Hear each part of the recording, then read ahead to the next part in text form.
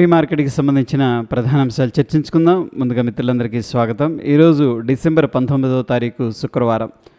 ముందుగా ADR sentiment ఎలా ఉందనేది పరిశీలన చేసినట్లయితే doctor Reddy's labs, HDFC bank, Wipro, ICICI bank, Infosys అన్ని ఏడిఆర్స్ కూడా పాజిటివ్లో క్లోజ్ అయ్యాయి. ముఖ్యంగా ఇన్ఫోసిస్ ఏడిఆర్ అయితే 5.27% పాజిటివ్గా క్లోజ్ అయింది. ఏడిఆర్స్ నుంచి పాజిటివ్ సంకేతాలు అనేది కనిపిస్తూ ఉన్నాయి. ఇక ఇండియాకి సంబంధించిన ప్రైమరీ సెక్టార్స్ నిన్నటి రోజున ఏ విధంగా పర్ఫామ్ చేసినాయి అనేది పరిశీలన చేసినట్లయితే మీడియా, ఎనర్జీ, ఆటో, ఎంఎన్సీల్లో కొద్దిగా ప్రాఫిట్ బుకింగ్ అనేది జరిగింది. అంటే టాప్ లూజర్స్గా ఉన్నాయి. ఐటీ సెక్టర్, రియాలిటీ, మెటల్లో కొద్దిగా బౌన్స్ అనేది జరిగింది. మొత్తం మీద నిన్న 70% పైన ఇండియన్ సెక్టార్స్ నెగిటివ్గా క్లోజ్ అయ్యాయి. ఇక గ్లోబల్గా మార్కెట్స్ ఎలా పర్ఫామ్ చేస్తున్నాయి అనేది పరిశీలన చేసినట్లయితే S&P 500 విక్స్ అయితే చాలా వాటికి తగ్గింది. యూఎస్ మార్కెట్స్లో వోల్టాలిటీ కూల్ ఆఫ్ అయింది. German, Europe, Russia, Dow Jones industrial average futures and London and China A50 futures ఇక్కడ దాకా నెగిటివ్లో ట్రేడ్ అవుతూ ఉండగా south Korea, France, Asia market, Japan, Hong Kong కొద్దిగా గ్రీన్లో ట్రేడ్ అవుతున్నాయి. మొత్తం మీద గ్లోబల్గా వీక్నెస్ అనేది కనిపిస్తూ ఉంది. ఇక యూఎస్కి సంబంధించిన టాప్ 30 కంపెనీస్ నిన్నటి రోజున ఏ విధంగా పర్ఫామ్ చేసినాయి అనేది పరిశీలన చేసినట్లయితే Procter and Gamble, Chevron, Verizon అనేది టాప్ లూజర్స్గా క్లోజ్ అవ్వగా అమెజాన్, మైక్రోసాఫ్ట్, మెర్కన్కో, సిస్కో అనేది టాప్ గెయినర్స్గా క్లోజ్ అయ్యాయి. మొత్తం మీద టెక్ ఓరియంటెడ్గా ఉన్న కంపెనీల్లో కొంత పాజిటివ్ సెంటిమెంట్ అనేది కనిపిస్తుంది. But still US markets close అయిన విధానంలో వీక్నెస్ అనేది కనిపిస్తుంది. గ్లోబల్గా ఎకనామిక్ క్యాలెండర్ అనేది పరిశీలన చేసినట్లయితే నిన్నటి రోజున బ్యాంక్ ఆఫ్ ఇంగ్లాండ్ వడ్డీ రేట్లకు సంబంధించిన డెసిషన్ అయితే తీసుకుంది. సో ప్రీవియస్ నంబర్తో పోలిస్తే ఒక 25 బేసిస్ పాయింట్ రేట్ కట్ అనేది చేసింది. ఇక యూఎస్కు సంబంధించిన కన్స్యూమర్ ప్రైస్ ఇండెక్స్ అంటే ఇన్ఫ్లేషన్ డేటా అనేది రావడం జరిగింది. ఇది కొద్దిగా తగ్గింది. ఇక మొట్టమొదటిసారి నిరుద్యోగ భృతికి అప్లై చేసుకునే వారి సంఖ్య తగ్గింది. ఇక ఫిలడెల్ఫియా ఫెడ్ మ్యానుఫ్యాక్చరింగ్ ఇండెక్స్ అనేది పరిశీలన చేసినట్లయితే సో కొద్దిగా డిమాండ్ అనేది తగ్గింది. ఏది మ్యానుఫ్యాక్చరింగ్ ఇండస్ట్రీకి ఫిలడెల్ఫియా అనే ఏరియాలో. సో ఇది కొంచెం నెగిటివ్ న్యూస్గా కన్సిడర్ చేయొచ్చు. ఈరోజు విషయానికి వచ్చేసరికి ఉదయం 8:30 బ్యాంక్ ఆఫ్ జపాన్ వడ్డీ రేట్లకు సంబంధించిన డెసిషన్ అనేది తీసుకోబోతుంది.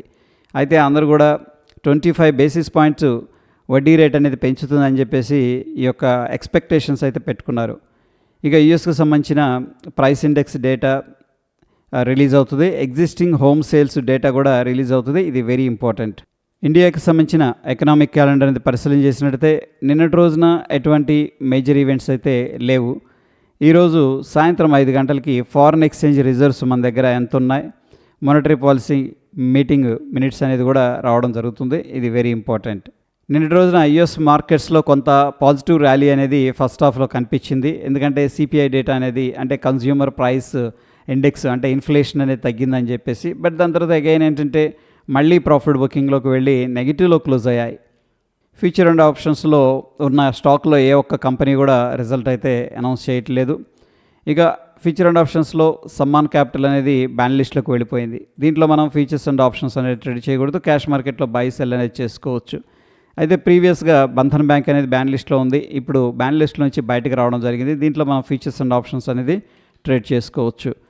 ఆర్బిఎల్ బ్యాంక్, సెయిల్ అనేది ప్రాబబ్లీ బ్యాన్ లిస్ట్లోకి వెళ్ళడానికి ప్రాబిలిటీస్ అయితే కనిపిస్తూ ఉన్నాయి. Individual stocks HDFC AMC, Ashok Leyland, Nuvama, Max Health, Blue స్టార్కో దీంట్లో సిగ్నిఫికెంట్గా లాంగ్ బిల్డప్ అనేది జరుగుతున్నట్టు డేటా అనేది చూపిస్తుంది. అంటే ప్రైస్ ఇంక్రీజ్ అవుతుంది, ఓపెన్ ఇంట్రెస్ట్ కూడా ఇంక్రీజ్ అవుతుంది. ప్రాబబ్లీ వీటిల్లో పాజిటివ్ మొమెంటం ఉంటుందని చెప్పేసి పార్టిసిపెంట్స్ పొజిషన్స్ అయితే క్రియేట్ చేశారు. KFin Tech, IndiGo, SBI card, Phoenix limited దీంట్లో సిగ్నిఫికెంట్గా షార్ట్ కవరింగ్ అనేది జరుగుతుంది. అంటే ఎవరైతే షార్ట్స్ అనేది క్రియేట్ చేశారో వాళ్ళు రికవర్ చేస్తున్నారు. Power India, Torrent power, Jindal steel, Tata steel, TI India దీంట్లో సిగ్నిఫికెంట్గా షార్ట్ బిల్డప్ అనేది జరుగుతున్నట్టు డేటా చూపిస్తూ ఉంది. అంటే ప్రైస్ ఏమో డ్రాప్ అవుతుంది, ఓపెన్ ఇంట్రెస్ట్ ఏమో ఇంక్రీజ్ అవుతుంది. ప్రాబ్లీ వీటిలో ఇంకొంచెం సెల్లింగ్ ప్రెషర్ ఉంటుందని చెప్పేసి షార్ట్ పొజిషన్స్ అయితే క్రియేట్ చేశారు పార్టిసిపెంట్స్. ఇక యునైటెడ్ స్పిరిట్స్ దీంట్లో ఏంటంటే లాంగ్ అన్వైండింగ్ అనేది జరుగుతుంది. అంటే ఎవరైతే లాంగ్ హోల్డ్ చేస్తున్నారో వాళ్ళు ఎగ్జిట్ అవుతున్నారు. ఫ్యూచర్స్లో బిల్డప్ ఎలా ఉందనేది పరిశీలన చేసినట్లయితే లాంగ్ సైడ్ 42%, షార్ట్ సైడ్ 46%. కొద్దిగా షార్ట్ సైడే పొజిషన్స్ అనేది క్రియేట్ చేసి అయితే పెట్టారు. నిఫ్టీకి సంబంధించిన ఫ్యూచర్ చార్ట్ అనేది అబ్జర్వ్ చేస్తున్నాం. నిన్నటి రోజున డోజీ అనేది ఫామ్ అయింది. సో మొత్తం మీద based on the price and open interest interpretation ప్రకారం లాంగ్ అన్వైండింగ్ అనేది జరుగుతుంది. ఎవరైతే లాంగ్స్ అనేది హోల్డ్ చేస్తున్నారో వాళ్ళు ఎగ్జిట్ అవుతున్నట్టు ఇక్కడ డేటా అనేది చెప్తుంది. ఈరోజు ఎటువంటి ఇండెక్స్లో కూడా ఎక్స్పైరీ అయితే లేదు. పార్టిసిపెంట్ వైజ్ డేటా అనేది మనం పరిశీలన చేసినట్లయితే ఎఫ్ఐఎస్ ఇండెక్స్ ఫీచర్స్ ద్వారా బ్యారిష్ పొజిషన్స్ అయితే క్రియేట్ చేశారు. స్టాక్ ఫీచర్స్లో బులిష్గా ఉన్నారు, ఇండెక్స్ ఆప్షన్స్ ద్వారా బ్యారిష్గా ఉన్నారు, స్టాక్స్లోనేమో బులిష్గా ఉన్నారు. మొత్తం మీద ఎఫ్ఐఎస్ అయితే కొద్దిగా బై చేస్తున్నారు. ప్రొపరేటర్ వచ్చేసరికి ఇండెక్స్ ఫీచర్స్లో బులిష్గా ఉంది. క్లయింట్ ఇండెక్స్ ఆప్షన్స్ ద్వారా బులిష్గా ఉన్నారు. డిఐస్ స్టాక్ ఫీచర్స్ ద్వారా బ్యారిష్గా ఉన్నారు. స్టాక్స్లోనేమో బులిష్ పొజిషన్ అది క్రియేట్ చేశారు. మొత్తం మీద ఎఫ్ఐఎస్ 596 కోట్లు క్యాష్ మార్కెట్లో బై చేసినట్టు తెలుస్తుంది. డిఐస్ ఏమో 2700 కోట్లు క్యాష్ మార్కెట్లో బై చేసినట్టు తెలుస్తూ ఉంది. ఎఫ్ఐఎస్ కూడా కొద్దిగా బై చేసి మార్కెట్కి సపోర్ట్ చేస్తున్నారు. డిఐస్ కూడా బై చేస్తూ మార్కెట్కి అయితే సపోర్ట్ చేస్తున్నారు. ఇండియా విక్స్ అనేది అబ్జర్వ్ చేసినట్టయితే 1.32% డ్రాప్ అయింది. ప్రస్తుతానికి ఇండియన్ మార్కెట్స్ స్టేబుల్గా ఉన్నాయని చెప్పేసి ఇండియా విక్స్ చెప్తుంది. ఇక డాలర్ ఇండెక్స్ అయితే కొద్దిగా బులిష్గా సపోర్ట్ అనేది తీసుకుంది. Dow Jones industrial average futures అనేది అబ్జర్వ్ చేస్తే నిన్నటి రోజున చాలా పైకి వెళ్ళింది, బట్ రిజెక్షన్ అనేది జరిగింది. ఎనీహౌ ఈరోజు అయితే 9 పాయింట్లు నెగిటివ్గా ట్రేడ్ అవుతుంది. ఇక నిఫ్టీ 50 అనేది పరిశీలన చేసినట్టయితే 25,767 అనేది ఒక ఇంపార్టెంట్ సపోర్ట్ కనిపిస్తుంది. 25,943 అనేది ఇమీడియట్గా మేజర్ రెసిస్టెన్స్ అయితే ఉంది. బ్యాంక్ నిఫ్టీలో 58,417 ఇంపార్టెంట్ సపోర్టు, 59,100 అనేది ఇమీడియట్గా ఉన్న రెసిస్టెన్స్. సెన్సెక్స్లో 84,150 అనేది ఇమీడియట్గా ఉన్న సపోర్టు, 84,931 అనేది ఇమీడియట్గా ఉన్న రెసిస్టెన్స్. గిఫ్ట్ నిఫ్టీ అనేది చూస్తే నిన్నటి రోజున డౌజీ ఫామ్ అయింది. సో రాత్రి మనం లైవ్లోకి వచ్చినప్పుడు మంచి గ్రీన్లో ఉంది యాక్చువల్గా. ఎనీహౌ ఈరోజు ఏమైందంటే మళ్ళీ గ్యాప్ అప్ అయింది. ఓకే, సో నిన్నటి రోజున క్లోజ్ ఇక్కడ అయింది, ఇక్కడ ఓపెన్ అయింది. దీన్ని మనం గ్యాప్ అప్ అంటాం. మనం చూస్తున్న సమయానికి 68 పాయింట్లు పాజిటివ్గా ఉంది.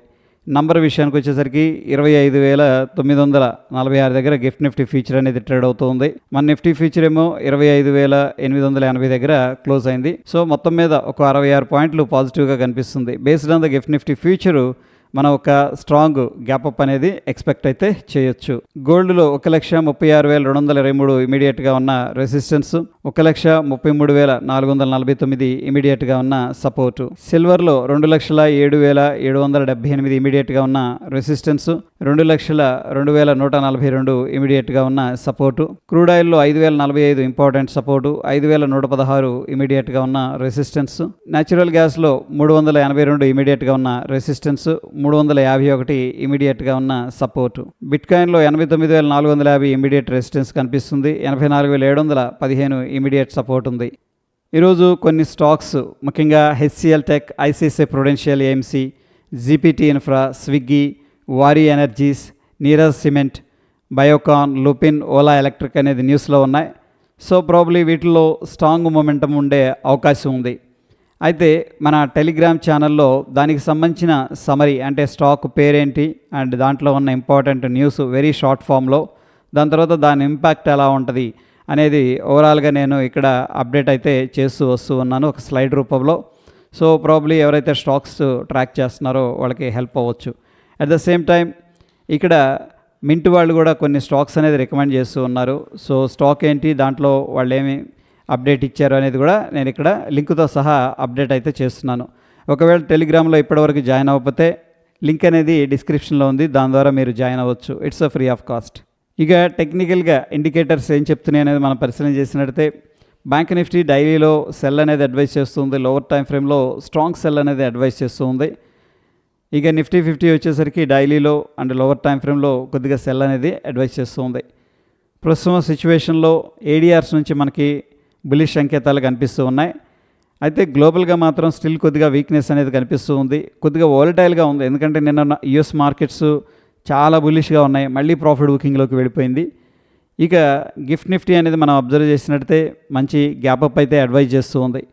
ప్రస్తుతం సిచ్యువేషన్లో ఇండియన్ మార్కెట్స్ స్టిల్ ఏంటంటే బులిష్గానే ఉన్నాయి. ఇంపార్టెంట్ సపోర్ట్ దగ్గర మనం బయింగ్ అనేది ప్లాన్ చేసుకోవచ్చు. సో ఇది ఫ్రెండ్స్ ప్రీ మార్కెట్కి సంబంధించిన అప్డేట్స్. ఎటువంటి క్రిటికల్ అప్డేట్స్ ఉన్న టెలిగ్రామ్లో షేర్ చేస్తాను. ఫ్రెండ్స్ వీడియో నచ్చిందంటే తప్పకుండా లైక్ చేసి మీ యొక్క సపోర్ట్ అనేది తెలియజేయండి. మరొక ఇంట్రెస్టింగ్ ఎపిసోడ్ మళ్ళీ కలుసుకుందాం.